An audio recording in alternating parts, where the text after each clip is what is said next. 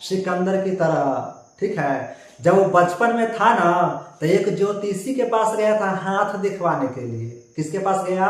ज्योतिषी के पास। ज्योतिषी के बोला मेरे हाथ को, लकीर को तो देखिए, मैं चाहता हूं कि विश्व विजेता बनूं। ज्योतिषी ने उसको, सिकंदर को हाथ को देखा और बोला कि तुम कभी भी विश्व विजेता नहीं हो सकते हो। बोला क्यों? कारण क्या है? बोला तुम्हारे हाथ के जो लकीर है ना, तो इस लकीर इसमें से, इस रेखा से इसमें सटा हुआ होता ना तो सच में तुम विश्व विजेता हो सकते थे, लेकिन ऐसा संभव नहीं है, तुम्हारा लकीर अलग जा रहा है। उसने ज्योतिषी को उसी समय चाकू से लेकर के मार दिया सिकंदर ने, और अपने हाथ को, लकीर को चीर दिया और उस रेखा में रेखा मिला दिया।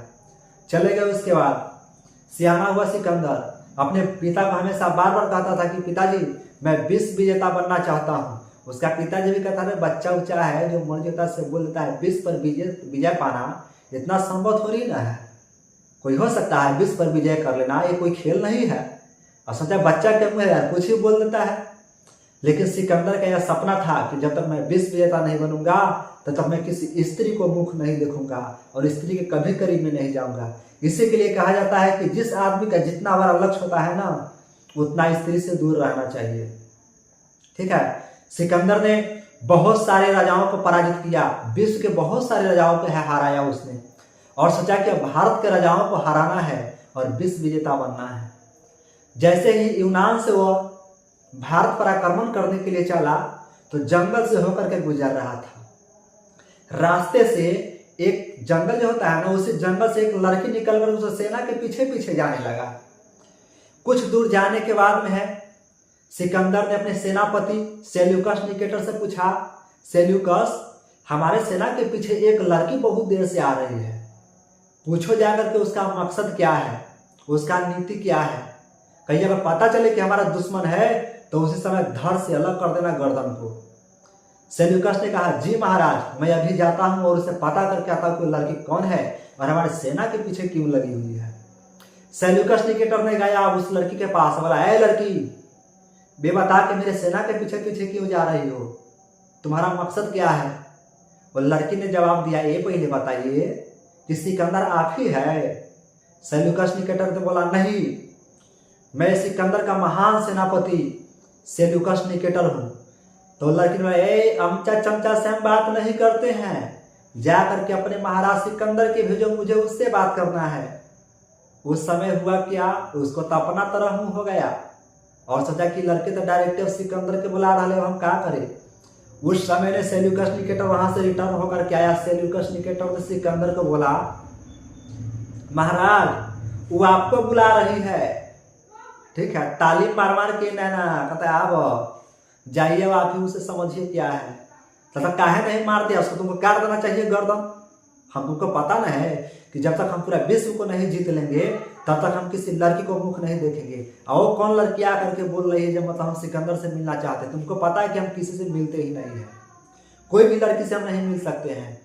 सेल्यूकस निकेटर ने बोला, अरे जाकर तो आप ही मारिए ना, हमारा काला भेज रहे हैं, जाइए देखिए, मारना है मारना मार दीजिए, चाहे छोड़ना है छोड़ दीजिए, आप बुला रही है आपको तो हम कथी करें, जाइए अपना समझिए। ठीक है, सिकंदर ने बोला अच्छा ठीक है, चलिए चल करके देखते हैं। सिकंदर गया उसके पास, उस लड़की के पास, और गर्दन को इस तरह से घुमाए हुए था। सिकंदर गर्दन घुमाकर बोला, ऐ लड़की ये बताओ कि तुम मेरे सेना के पीछे पीछे क्यों आ रही हो। लड़की ने जवाब दिया कि महाराज मेरे सामने तो मुंह घुमा करके बात कीजिए, मुंह टेढ़ करके कैला बतिया रहे हैं, हमको डायन जोगिन है काजे खा जाएंगे। ठीक है, सिकंदर ने जवाब दिया कि मैं एक शपथ लिया हूं कि जब तक मैं पूरे विश्व को नहीं जीत लूंगा ना तब तक कोई भी स्त्री को मुख मैं नहीं देख सकता हूं। ठीक है, तो उन लड़की ने बोला कि एक बात आप भी सुन लीजिए महाराज, मैं भी एक शपथ लिया हूं और कसम खाया हूं कि जब तक मैं महाराज सिकंदर से शादी नहीं कर लेती तब तक मैं भी आपको सेना के पीछे से दूर नहीं जाने वाली हूं। जैसे ही सेल्यूकस निकेटर ने जैसे ही सिकंदर ने इस तरह से तलवार निकाला उस लड़की को गर्दन को काटने के लिए, उस समय एंट्री हो गया सेल्यूकस निकेटर को। सेल्यूकस निकेटर बोला, महाराज आप क्या करने जा रहे हैं। अरे तो बोला से क्या करते हैं, क्या करना है, काट करके फेंक देना है। तो बोला है तुमसे शादी करेंगे, हम शादी जब तक विश्व को नहीं जीतेंगे तब तक हम शादी करेंगे। और उस समय सिकंदर ने उस लड़की को मुख को नहीं देखा हुआ था। सेल्यूकस निकेटर ने कहा, महाराज आप तो जानते ही हैं कि संसार में किसको औकात है जो मतलब सिकंदर को हरा सकता है। ऐसा ही आप विश्व विजेता है, ये है विश्व का सारे राजाओं को तो हराइए दिए हुए हैं, खाली भारत के न बचल है, उसको भी हरा देंगे, घबराते कैला है। लेकिन देख लीजिए एक बार ऐसा लड़की फिर जिंदगी में नहीं मिलेगा इतना सुंदर। अब उस समय हुआ क्या, बस सिकंदर ने बोला कि नहीं ये तो गलत है, जब तक हम विश्व को नहीं जीत लेंगे तब तक मैं किसी लड़की से शादी नहीं करना और न मुख उसको देखना है मुझे। लेकिन सेल्यूकस निकेटर ने उसे बताया कि महाराज एक बार कम से कम देख लीजिए और लड़की पसंद है तो ठीक है, तो गर्दनवा तो अगर काटिए देना है। सेल्यूकस निकेटर जैसे ही गर्दन ऐसे सीधा करके देखा उस लड़की को, तब बात आ गया क्या चीज, तुझे देखा तो ये जाना सनम, प्यार होता है दीवाना सनम, अब यहाँ से कहाँ जाए हम, तेरी बाहों में मर जाए हम। जैसे ही सिकंदर ने उस लड़की को देखा, सचमुच उसका दिल खो गया कि आज तक कोई से सुंदर लड़की कभी उसने देखा तक नहीं। और सेल्यूकस निकेटर के बाद उसको दिल को छू लिया और उसके बाद दोनों का हो गया प्रेम। उसी समय दोनों का हो गया शादी।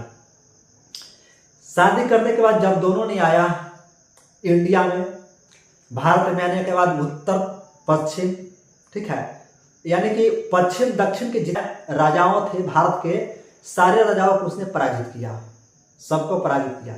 युद्ध कर रहा था, युद्ध करते करते अचानक सिकंदर को चक्कर आने लगा और सोचा कि जब चक्कर क्यों आ रहा है, कारण क्या है। सेल्यूकस निकेटर ने उससे कहा, महाराज चक्कर आ रहा है, दिन दिन भर रात रात भर मतलब से दिन भर युद्ध करते हैं, रात भर सोचते रहते हैं कि बिहान के कर धोती पारे के, बिहान के कर कुर्ता फाड़े के है, और शरीर के आराम देवे नहीं कीजिएगा तो चक्कर नहीं आएगा, पहले जाइए आप आराम कीजिए, बाकी हम युद्ध के संभाल लेंगे। सिकंदर ने कहा, युद्ध को तुम संभाल लोगे ना। तो सेल्यूकस ने बोला, हाँ आप जानते हैं कि जिस तरह से विश्व में सिकंदर को कोई नहीं हरा सकता है, उसी तरह आपके अलावा सेल्यूकस निकेटर के विश्व में कोई नहीं हरा सकता है, हम युद्ध को संभाल लेंगे, पहले जाइए आप आराम कीजिए। सिकंदर तो वहां से चला गया शिविर में आराम करने के लिए। उसका तबीयत और बिगड़ता गया और बिगड़ता गया, बहुत तबीयत उसको स्थिति खराब हो गया, युद्ध करने के योग्य नहीं रहा। उसके बाद सेल्यूकस निकेटर ने उसके बहुत सारे वैद्य को बुलाए, डॉक्टर के बुलाए, उसको दे करके दिखाने के लिए सिकंदर को दवा उबा दे, लेकिन फिर उस पर दवा कोई असर ही नहीं कर रहा था। भारत के सभी डॉक्टर परेशान हो गए सिकंदर को बचाने के लिए, लेकिन एक भी दवा उसके शरीर में लग नहीं रहा था। सारे वैद्य ने, डॉक्टरों ने मिलकर बताया कि यहाँ के किसी भी डॉक्टर की बस की बात नहीं है कि सिकंदर को सही कर सकता है। तो सेल्यूकस ने कहा, बैठ के कथी लगे पैसा लेता है, बढ़िया से इलाज करो, कोई देखो जड़ी बूटी ऐसा है मतलब इसको सही हो जाए, अब बैठे खाली तू सब पैसा लेता है। तो उसी समय वैद्य ने बोला कि यहाँ से संभव नहीं है, आपको यूनान जाइए, और यूनान को जो राज्य का जो मतलब प्रधान डॉक्टर है ना, वैद्य है, उस वैद्य को बुला करके लाइए, वही इसको देख रेख कर सकता है और वही इसको सही कर सकता है। हमरा से बस के बात ना है, हमरा ये बीमारी समझ में नहीं आवे कथी हो गया सिकंदर के। उस समय सेल्यूकस निकेटर ने अपने सेना में से किसी व्यक्ति को भेजा, वहां से डॉक्टर को, वैद्य को बुला करके लाने के लिए, ठीक है। और डॉक्टर बोला, चाहे वैद्य और भाई हम दोनों बोल देते हैं, हालांकि वो जानते हैं कि जो किसी किसी को वैद्य नहीं समझ में आता तो डॉक्टर बोलेंगे तो समझ लेगा, इसके लिए समझ गए। गया तो अभी के समय थोड़ी जब मतलब हेलीकॉप्टर एक बार दौड़ा एक कर पहुंच जाके बस 2 घंटा में बुला करके वहां से ले जाओ चलाओ।